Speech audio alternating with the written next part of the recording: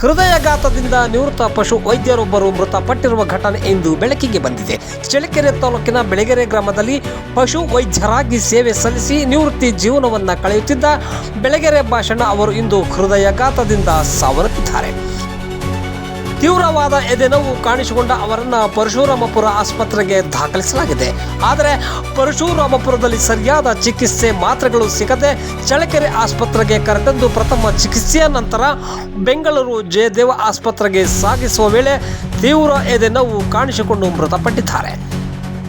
ಬೆಳಗೆರೆ ಗ್ರಾಮದಲ್ಲಿ ಹಲವಾರು ವರ್ಷಗಳ ಕಾಲ ಪಶು ವೈದ್ಯರಾಗಿ ಸೇವೆ ಸಲ್ಲಿಸಿದ ಭಾಷಣ ಅವರು ನಿವೃತ್ತಿಗೊಂಡ ಪರಶುರಾಮಪುರದಲ್ಲಿ ನಿವೃತ್ತಿ ಜೀವನವನ್ನು ಸಾಗಿಸುತ್ತಿದ್ದು ಅವರು ಇಂದು ಹೃದಯಾಘಾತದಿಂದ ಸಾವನ್ನಪ್ಪಿದ್ದಾರೆ.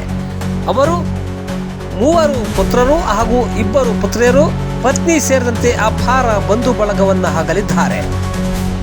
ಚಳ್ಳಕೆರೆ ತಾಲೂಕಿನ ಪರಶುರಾಮಪುರ ಕಬರಸ್ಥಾನದಲ್ಲಿ ನಾಳೆ 10 ಗಂಟೆಗೆ ಅವರ ಅಂತ್ಯಕ್ರಿಯೆ ನೆರವೇರಲಿದೆ ಎಂದು ಕುಟುಂಬದ ಮೂಲಗಳಿಂದ ತಿಳಿದು ಬಂದಿದೆ.